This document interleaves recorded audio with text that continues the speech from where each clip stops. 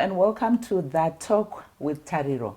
I'm sure we know the adage that says, if you want to hide anything from an African, put it in a book. And we have often heard people talking about, people don't read. And if we don't read, let alone writing, I'm even challenged when it comes to that. So today I've brought in Tembe Khumalo. I'm sure some of you would know her from TV those days. She's just turned into a completely different person in terms of her profession now. She is a storyteller. She is a personal branding coach and founder of Brandholder. Tembe, welcome to the Talk with Tariro. Thank you for having me. Maybe let's start off. Where have you been? We used to see Tembe on TV, and then Tembe just disappeared on the face of earth. Is that how it feels? It does. Actually, I have been telling stories, Tariro. I was telling stories on ZBC, Yes. on Joy TV, at Newsday. It's really what I have done with my life. Yes. I think when I talk about storytelling, it's more an identity issue than a profession issue for me. Yeah. So another thing that I have done is worked in advertising, where I've been helping corporates to tell the stories of their brands. So yeah, I never stopped telling stories. She has not stopped telling stories. And when we say she has really transformed, we used to just see the pretty face on TV, but now she's almost like the content creator. She's been a CEO of some company, I still remember. So she didn't say everything. She tried to really tone it down, but Tembe has really transformed. Why is storytelling important to you? Wow. It's important to me as an individual because it's the lens through which I understand the world. I find stories and stories find me, and they help me to make sense of what's happening around us. It's important to me as an African, Yes. because I think that if we can tell better stories about Africa, we enable the world to tell better stories about us. But it has to start with us. It has to start with how we see ourselves, which is why I am in personal branding also. Because I think if you can see yourself clearly, you can tell a better story about who you are. Yeah. An authentic story that's not based on what everybody else is doing, and a story that enables the rest of the world to tell an authentic story about you. I think the narratives that have been propagated about us as African people are, shall I say, skewed, Yes. outdated, Yeah. and in many instances just simply untrue. Yeah. But it's because we haven't taken charge of our own stories. And I think if we can do that at an individual capacity, at a community capacity, at a country and at a continent level, we could actually change the world. Indeed, we could actually change the world. And what Tembe is raising is quite critical, because when it comes to documentation, we often lag. Just imagine when you talk about Ngano, Dzana, Tsuro, Nagudo. It's not documented, but a lot was happening during those days. There is little now that we are trying. So when we are talking about now documenting, storytelling, we're sort of controlling our own narrative. And why I've invited Tembe today is she's written a book, Words and Other Weapons, which is a collection of essays and short stories. And it's going to be out soon, hey? Yes, in the next few weeks. In the next few weeks, it's going to be out. Tell us more about Words and Other Weapons.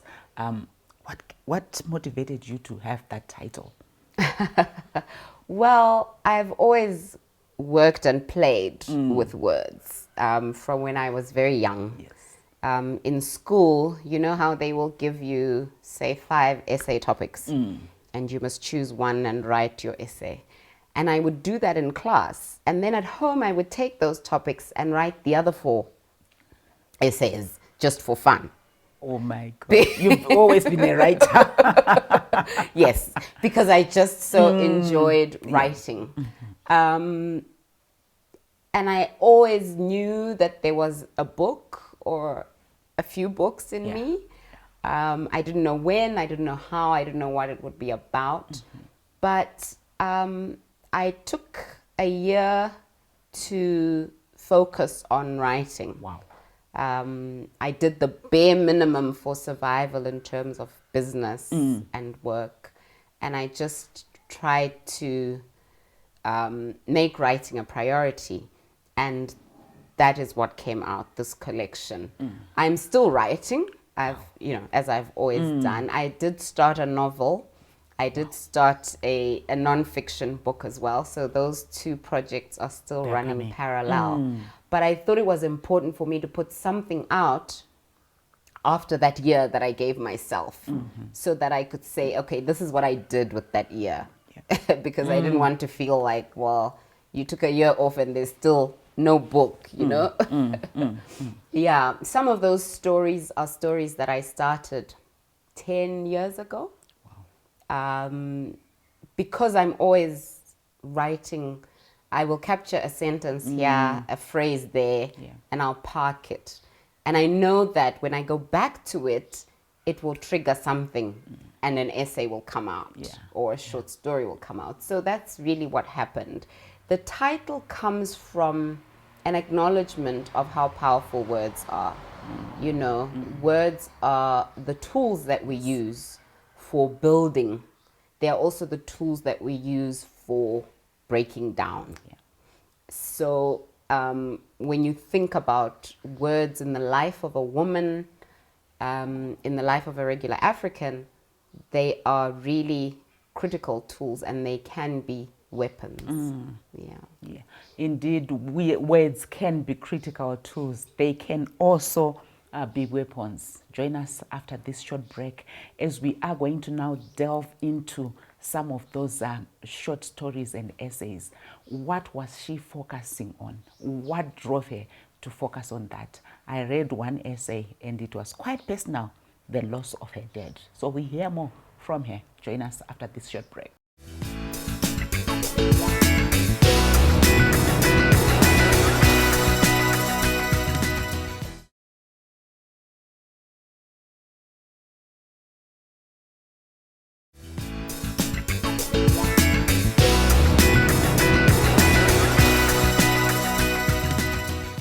Welcome back as we continue with our discussion, where today we have Thembi Khumalo, and we're discussing her upcoming collection of essays and short stories. A book, and for me that's really challenging and motivating as well, because as Zimbabweans, as Africans, we need to take writing seriously. We need to be documenting. And I'm sure many of us have got questions to say, does it even pay? She spent a year writing the book, so I'm sure she is going to unpack all that for us. Thembi, in terms of the essays and short stories, what are you focusing on?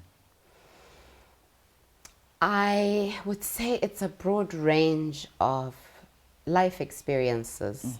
Both the fiction and the essays are really about what happens in life. I think I want in my writing always to provoke introspection, particularly about things we take for granted, or things we've taken a position on that maybe with a shift in perspective would make us change our position. So I've talked about grief and loss. I've talked about the joy of parenting. I've talked about the foreboding that comes as you anticipate an empty nest.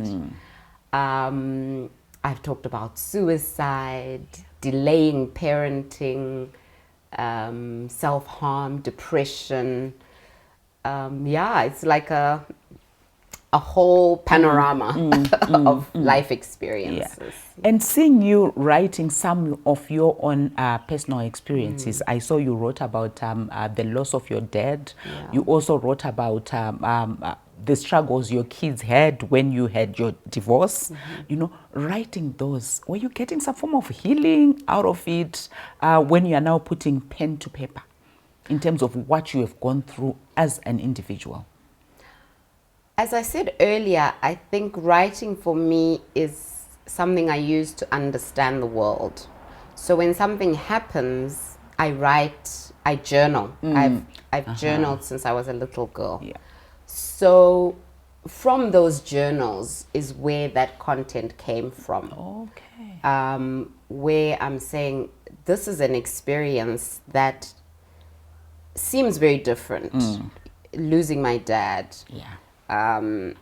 Getting divorced, but there's a thread that runs through those experiences, which is loss Yeah. and grief. So how can I put these experiences together in a way that is meaningful, that will provoke people to think differently, or to see something that they perhaps might not have known was there? You know, when someone is behaving in a certain way, you make a judgment based on your own Yes. lens.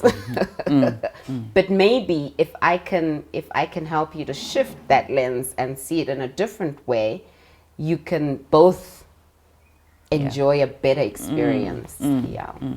So when we're looking at us now as readers, when the book is now out, how do you foresee it impacting on our lives? Well, I hope it's a good experience for you. Yeah.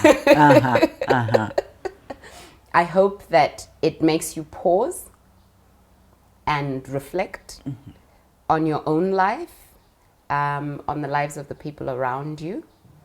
I hope it helps you see yourself more clearly, which is really my life mission, and gives you tools to tell your own story and to see your own story differently. You know, sometimes you capture a narrative about your life and then you run with it.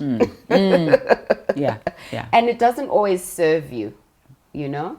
So maybe when you've read a story about somebody who had the same or similar experiences, you can write a different narrative about your own life, one that serves you better.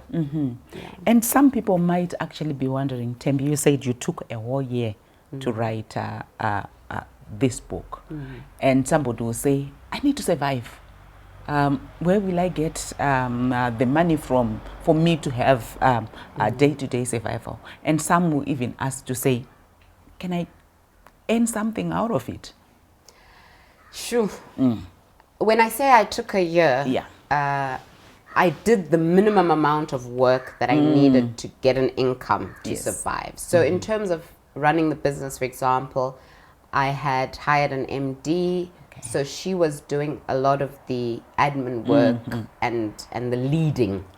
And I was simply doing enough that I could pay my bills. So I wasn't trying to grow the business. I wasn't out there growing my brand even. I was simply in survival mode. It's not like so the question that where I really want us to go is we want to promote writing. We want to promote reading. You know, the same way when I heard Tembe has got a book, I was like, wow. Because even for me to say I can actually have something that I write, when I'm writing it's maybe work, it's a school assignment, and it ends there. And we are saying we need to have a complete paradigm shift. How do we get there as Zimbabweans, as Africans, where we are saying, really, let's focus on something that's completely different? I know that there is a perception of writing as a profession out of which one can make a living. I don't think we're in a place where we're a small economy. I don't think we're in a place where we can expect people to survive just from writing. The publishing industry itself is so complicated. Thank you. Yes. That, you know, you will see a book and it's $15 and you'll think, whoo, Tembi must be making a fortune. Yes. But you don't know that from that $15, maybe Tembi takes home $2. Once the industry thing, yeah, has the taken machine also, is now in place. So I think it would be disingenuous for me to say, you know, drop your work and come, let's be writers. Yeah, yeah. It's not a profession that you can survive on, in my view. Yeah. But if you are a writer, write. If you are a storyteller, tell Tell the stories. stories. Just like if you are a runner, I love to run, and I run. Yeah. I don't get a medal. I may not participate in a race for years, 2 years, 3 years, but I don't stop running because something in me says run. Pushes you. Right? So, and when I do participate in a race, I'm never going to win a prize that will give me money. So it's not everything that we do that we should do for money. Some things we do because of the thing in us that says, this is who you are. Yeah. You're a storyteller, tell stories. You're a writer, write. You're a runner, run. Well, we will continue with our discussion. Tembi is saying, if you're a storyteller, tell those stories. You're a writer. Why not go for it? Write. Join us after this short break.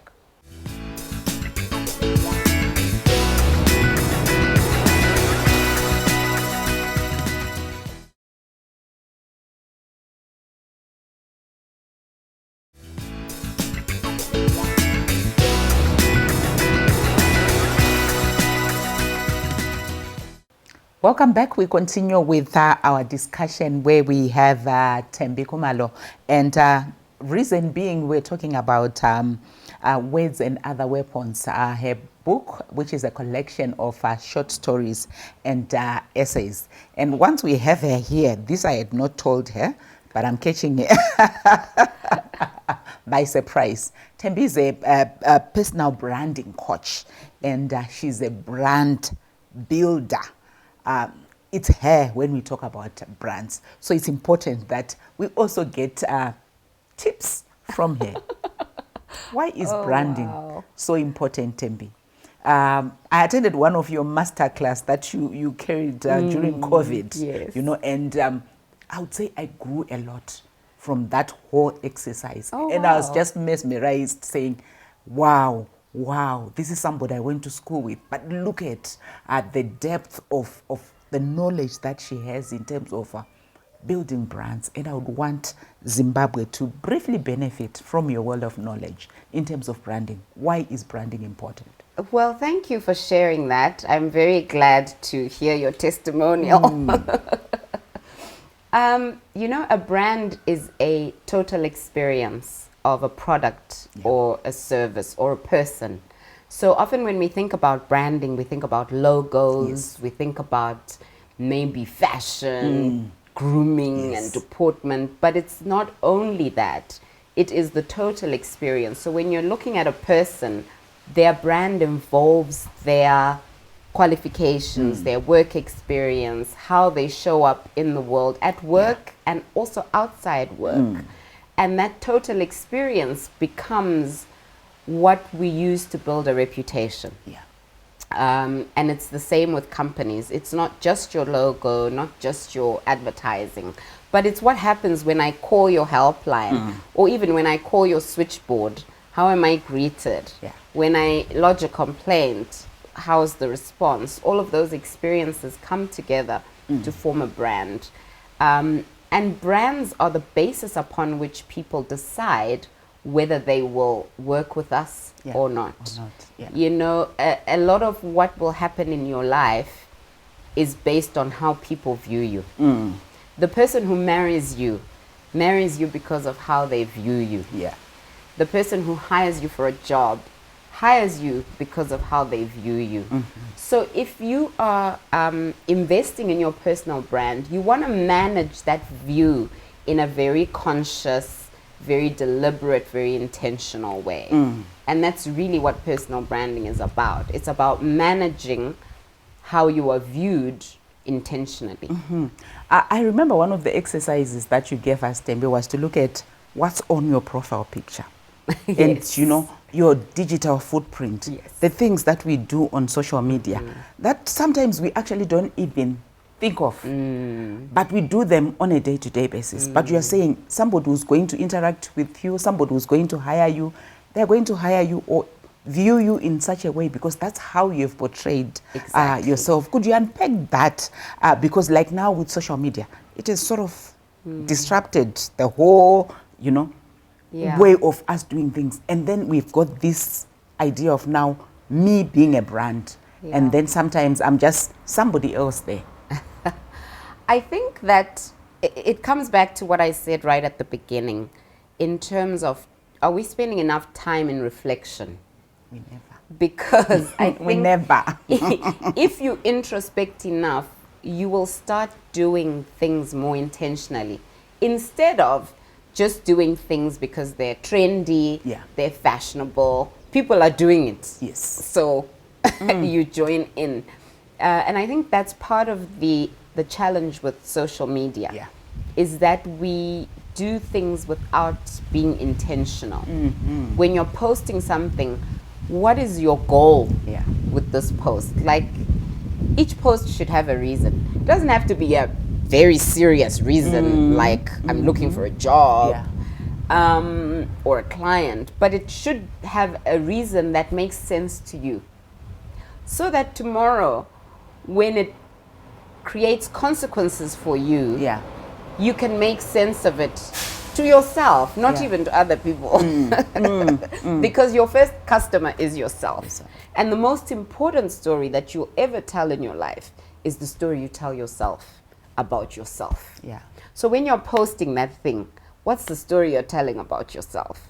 To yourself first, Yeah. before you tell that story to everybody else who's going to see your post. So I think just the simple aspect of intentionality Yeah. is a good place to start as we manage our social media. It's quite interesting and still very tricky.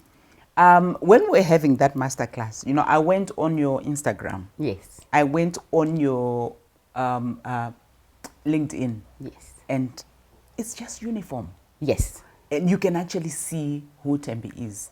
yes. But if you go on some of our, Not you, though. I hope. you will see all sorts, you know, where as a person, when you then say, so who's this person? You can't even tell Yeah. in terms of that. So how do we have that mindset shift now where somebody is actually listening to you and it's hitting them to say, okay, I need to. How do we get that mindset shift? How do I correct that digital footprint? I think you start on the inside. Yes. So all brand building is an internal job first, by deciding who you are. Like, a lot of people haven't even thought about that. Yes. Who am I? Who do I want to be? How do I get from who I am to who I want to be? Yes. And what is my purpose? Like, what am I trying to achieve with my life? Yes. What am I trying to achieve with my career? Before you go to the how will I go about that, or what is my brand position, etc., etc. So those simple questions: purpose, values, just a mission, and so on, for your own self. Yeah. Then you can say, okay, so if I want to be seen as who I am, Yeah. which is always the best idea, as opposed to wanting to be seen as someone I'm not. Exactly. Yeah. You know, so what kind of image should I have? How can I reflect who I really am? A simple example is people post Bible verses Yeah. as their status or their bio, you know. So when I encounter your profile and I see this Bible verse, am I going to have the Bible verse experience when I meet you? Consistency is the bedrock of branding. And as I said, it's a total experience. So the experience I have of you as a person and the experience I have of you from your Bible verse in your status should be one experience. Otherwise, it's a schizophrenic kind of brand. Yeah. Okay. So things like keeping a uniform profile picture across your different platform is a very simple matter of consistency, recognizability, findability. So if you are as beautiful as you are today, and that's your picture on LinkedIn, then on WhatsApp, you've got a completely different picture. Maybe your wig is an afro and you are... Now, I'm not sure, is this the same Tariro? And we want to make it easy for customers to choose us.